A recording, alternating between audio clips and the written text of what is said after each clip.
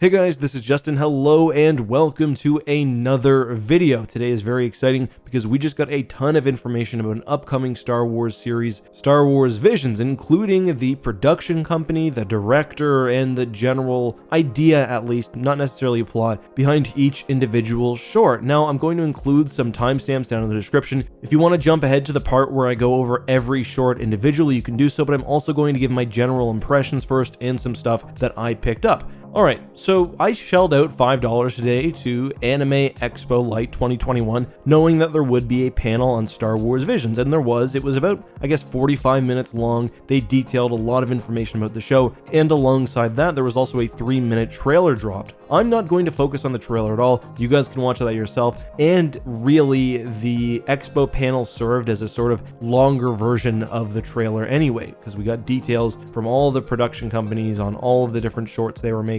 And my general impressions were that this looks really impressive. I'm not an anime fan, at least not really. I really enjoy animation. I like Studio Ghibli movies, for example. I've seen a few animes like Evangelion and whatnot, but just generally I'm not a fan of a lot of the tropes, and that's often included in anime. But the interesting thing about this series, one thing that they focused on is that this series will really serve as an introduction for Star Wars fans into different types of storytelling through animation, because there are a bunch of different studios. They're each executing exactly what they want to do, which is why this is an anthology series instead of one larger work.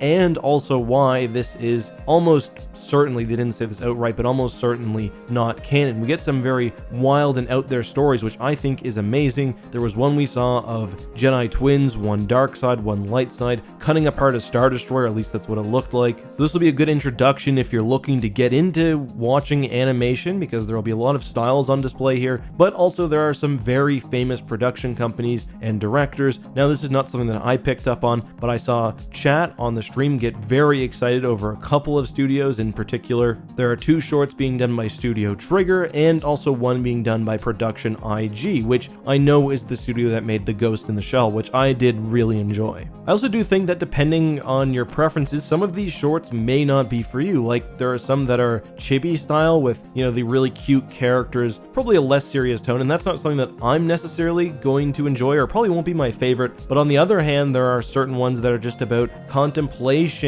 and kind of the beauty in everyday life. One term that I never heard before called wabi-sabi, which is about, and this is a quote I copied, accepting beauty in all sources, even in transience and difficulty. That sounds interesting to me, and that's not something you get unless you have an opportunity like this where the creative teams are given wide creative berths. The first short we saw is called The Duel, and it's by Kamikaze Duga. I didn't pick up a whole lot from this other than the style. It was very unique. Obviously, Star Wars has Japanese influences, but this took it to the next level. We see a literal samurai with a lightsaber katana. His droid has a straw hat. He's got a gonk droid, which is serving as sort of like a teapot server. It's very cool, and it's also black and white with only some colors. Like, I think they mentioned the lightsaber will be red, so that'll be very cool.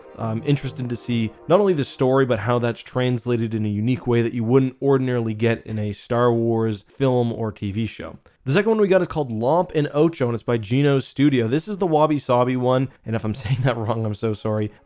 It's sort of about the Empire encroaching and the galaxy changing, but still trying to find a way to appreciate kind of the day. It's hard to explain this one, and it's also weird because there's like a Jedi and a bunny in there, and I think the bunny's the apprentice. It's very odd, but again, it seems very cool, and we don't get these more contemplative Star Wars shorts or ideas very frequently, so I'm happy to have it regardless. The next one is the chibi style one of them at least. It's Tatooine Rhapsody. It's by Studio Colo something, I missed the name on that one, and it's a rock opera. This is probably the one that I was least excited for, so I didn't take as many notes, but this will definitely hit for some people, just not for me necessarily, but I'm still definitely open to it. Alright, so Studio Trigger, this was the big one. They have 2 shorts. They've got The Twins, which is a brother-sister relationship with one twin being a dark sider. As I said, this one is is clearly non-canon, as are, I suspect, most of them. And this was really the standout for me. It's just the visual style alone is going to be really cool. I think they're going to play heavily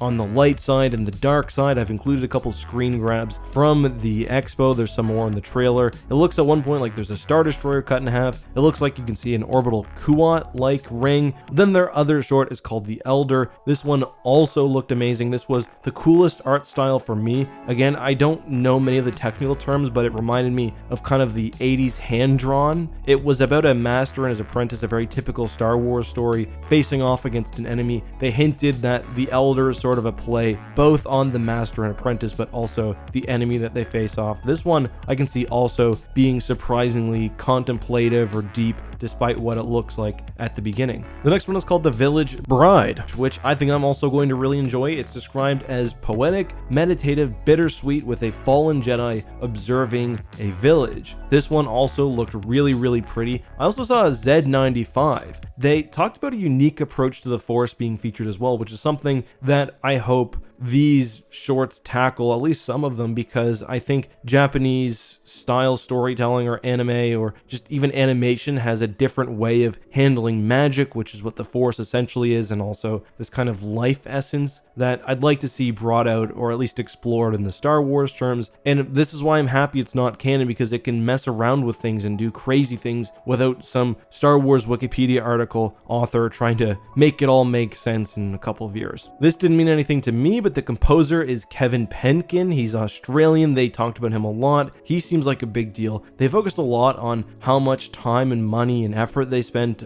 Well, they didn't say money, but they were kind of hinting at money on the scores of some of these and the sound mixing and how impressive all the production was, especially with the COVID situation and this being done largely over the past year or 2 years. So keep that in mind if you're an audio fan. We have Science Saru creating two shorts. One is called Ekakiri. The second is called Tobi-Wan or Tob1. I think it's a play on words on Obi-Wan. Both are about being Jedi, and the second one is about the droid itself wanting to be a Jedi, which is a cute idea. Then finally we have Production IG, the Ghost in the Shell guys. Theirs is called Ninth Jedi. This was originally two shorts they put together. It's going to be both about a lightsaber smith and also a group of Jedi coming together. We didn't get a lot of detail on this one, but it seems very cool as well. I'm interested in this one mostly because of some of the production design that we see. There's like an Akira style motorcycle. We get lots of cool droid designs, what looks like bounty hunters. Very excited about this one, as I am for all of these really. I mean, there are a few that I'm less excited for, but these are going to all be must watches for me. We didn't get an exact date, but they did say it comes out in September of this year. Presumably they're launching all of them at once. This is probably one of those things that I will do a Patreon reaction to. Maybe all of these at once. I'll do some like massive marathon session. So if you are interested in supporting the channel and getting access to exclusive content like that, consider joining down in the description, patreon.com/EckhartsLadder. Sorry I'm pushing it a lot lately, but it's something I want to focus on and deliver even more content and use that money to maybe hire an editor to just get more stuff out overall. But guys, that's all for now. Until next time, be safe, have a good one, and may the Force be with you.